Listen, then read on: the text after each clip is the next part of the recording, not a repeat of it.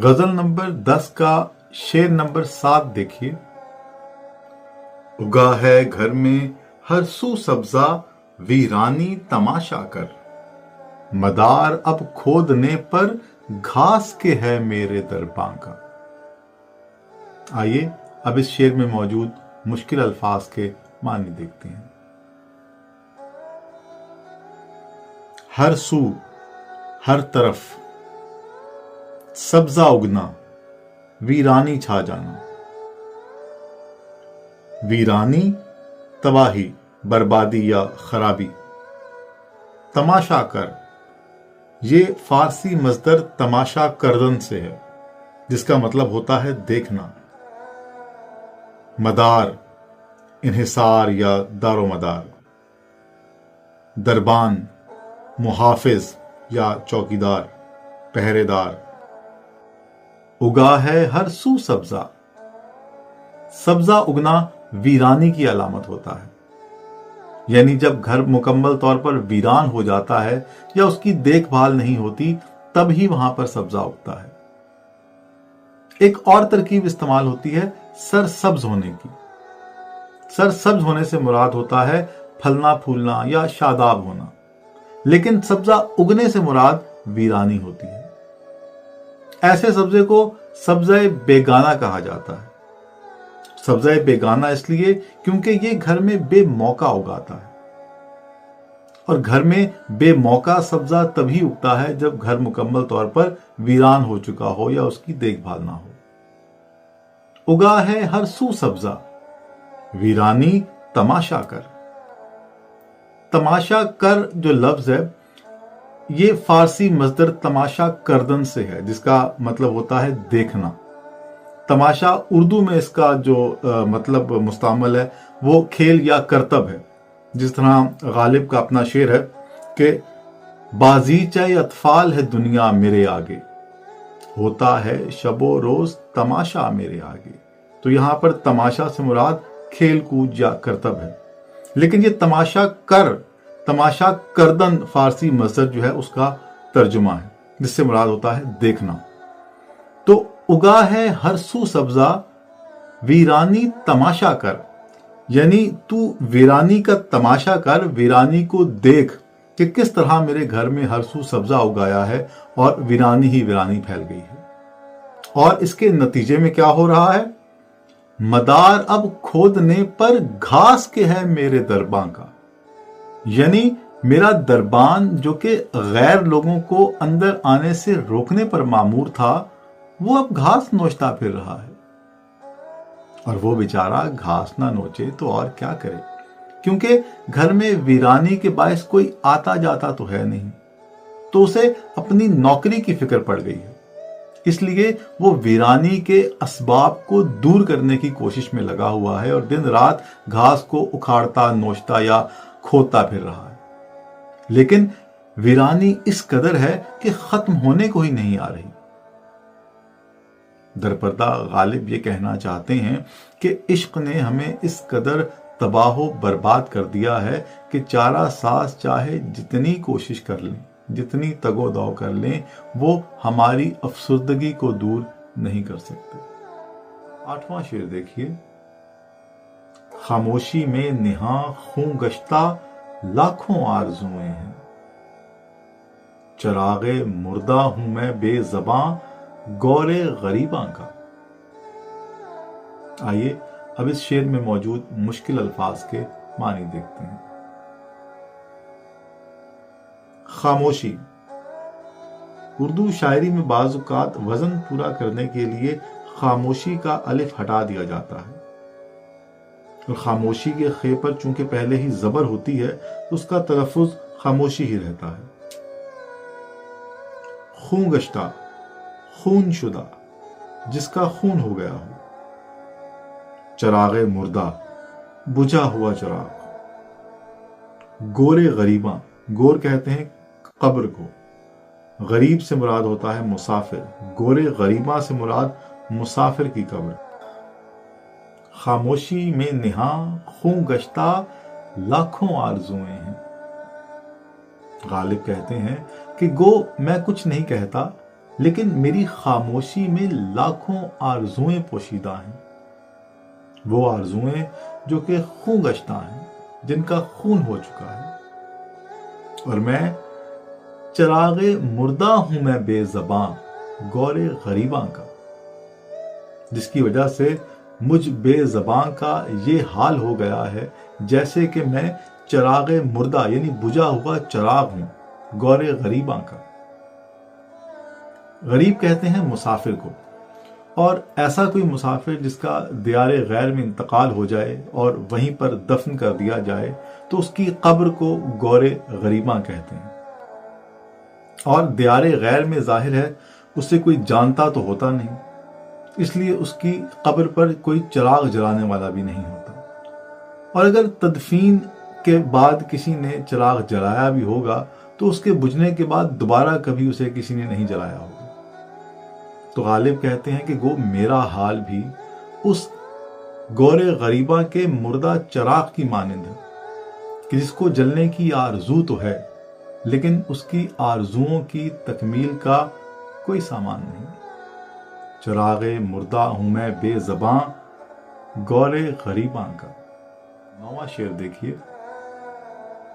ہنوز ایک پرتوے نقش خیال یار باقی ہے، دل افسردہ گویا حجرہ ہے یوسف کے زنداں کا۔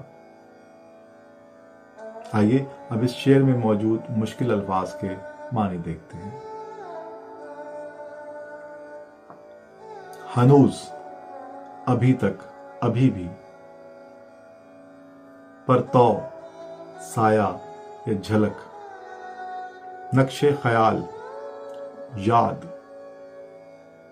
گویا یعنی کہ جیسے کہ، حجرہ تنگ و تاریک کوٹھڑی یا چھوٹا سا تنگ کمرہ، زنداں جیل یا قید خانہ۔ ہنوز ایک پرتوے نقش خیال یار باقی ہے۔ غالب کہتے ہیں کہ ہنوز یعنی ابھی بھی، ابھی تک خیال یار کے نقش کا پرتو یعنی خیال یار کے نقش کی روشنی یا اس کی جھلک جو ہے وہ ابھی تک دل میں باقی ہے۔ گو کہ یار کب کا جا چکا ہے اور اس کی ستم ظریفیوں کے باعث اس کا خیال بھی دل سے جا چکا ہے، لیکن پھر بھی کہیں دل میں کسی کونے میں جو ہے اس کی جھلک ابھی بھی، اس کے خیال کی، اس کے حسن کی جھلک جو ہے وہ ابھی بھی موجود ہے، جس کی وجہ سے دل افسردہ گویا حجرہ ہے یوسف کے زنداں کا، کہ میرا دل افسردہ جو ہے وہ حضرت یوسف کے زنداں کے حجرے کی مانند ہو گیا ہے۔ کہتے ہیں کہ حضرت یوسف علیہ السلام جب قید میں تھے تو زنداں میں جو ان کا حجرہ تھا، جو ان کی جگہ تھی، وہ تنگ کوٹھڑی تھی، تاریک کوٹھڑی تھی، لیکن حضرت یوسف کے حسن کے پرتو کی وجہ سے، ان کے حسن کے نور کی وجہ سے وہ حجرہ ہمیشہ روشن رہتا تھا، اور ان کے زنداں سے چلے جانے کے بعد بھی ان کا جو پرتو حسن تھا وہ وہاں پر رہ گیا، اور ان کے جانے کے بعد بھی وہ جو حجرہ تھا ان کا وہ ویسے کا ویسے ہی روشن رہتا تھا۔ تو غالب کہتے ہیں کہ میرا دل جو ہے، دل افسردہ جو ہے، وہ بھی حضرت یوسف کے حجرے کی مانند ہو گیا ہے، کہ گو کہ محبوب جو ہے وہ میرے دل سے جا چکا ہے، لیکن اس کے حسن کا پرتاؤ، اس کے حسن کا نقش جو ہے وہ ابھی بھی کہیں دل میں باقی ہے، جس کی وجہ سے میرا دل جو ہے وہ اس کی یاد سے روشن رہتا ہے۔ 10واں شعر دیکھیے۔ بغل میں غیر کی آج آپ سوتے ہیں کہیں ورنہ، سبب کیا خواب میں آ کر تبسم ہائے پنہا کا۔ آئیے اب اس شعر میں موجود مشکل الفاظ کے معنی دیکھتے ہیں۔ تبسم مسکراہٹ کو کہتے ہیں، اور پنہا سے مراد ہوتا ہے پوشیدہ، چھپا ہوا، اور یہاں تبسم ہائے پنہا سے مراد ہوگا زیر لب مسکراہٹ، یعنی ایسی مسکراہٹ جو محبوب کو دیکھ کر دبے دبے انداز میں کی جاتی ہے۔ ایسا عاشق जो हमेशा महबूब की बेरुखी और बेइतनाई का शिकार रहा हो और कभी भी महबूब ने उस पर निगाह करम ना डाली हो, तो ऐसी सूरत में अगर महबूब ख्वाब में आकर भी कोई लुत्फ़ करम की बात करता है तो महबूब तो आशिक जो है वो बजाय खुश होने के उल्टा बदगुमान हो जाता है। इसी बदगुमानी को गालिब ने शेर में मौजू बनाया है।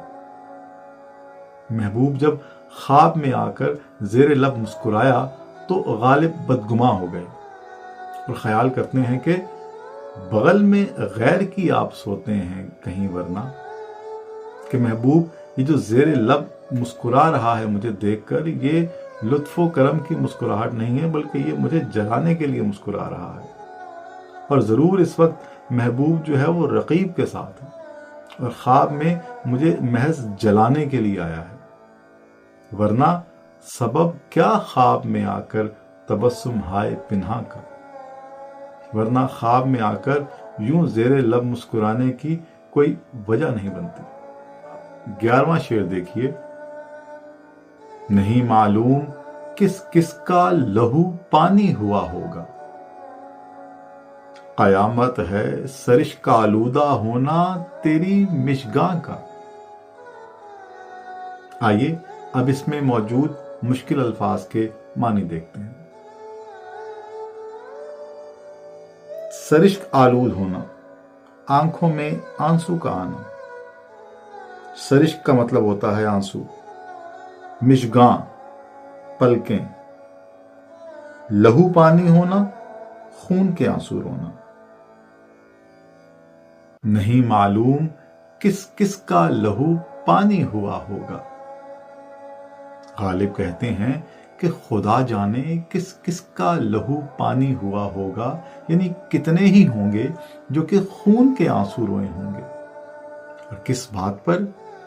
कयामत है सरिश्क आलूदा होना तेरी मिशगां का, कि ये जो तेरी मिशगां हैं, तेरी पलकें हैं, इन पर आंसुओं के उमड़ आने पर, इनमें आंसू देखकर नहीं मालूम किस किस का लहू पानी हुआ होगा, कि तुम्हारे उशाक जो हैं तुम्हें रंजीदा देखकर उन पर तो कयामत आ गई होगी और उनका तो लहू पानी हो गया होगा, यानी वो खून के आंसू रोए होंगे। 12वां शेर देखिए। नजर में है हमारी जादाए राहे फना गालिब, कि ये शीराजा है आलम के अज्जाए परेशान का। आइए अब इस शेर में मौजूद मुश्किल अल्फाज के मानी देखते हैं। ज्यादा, बारीक रास्ता या बेहतरीन रास्ता। राह फना, मौत की राह या मौत का रास्ता। शिराजा, तरतीब या जोड़ना। आलम, दुनिया या जहां। अज्जा, टुकड़े या हिस्से, मुफरदात। अज्जाए परेशां, बिखरे हुए अज्जा। इस शेर का मतलब समझने से पहले जादाए राह फना और शिराजा का मतलब समझिए। राह फना से मुराद फना की राह या फना का रास्ता।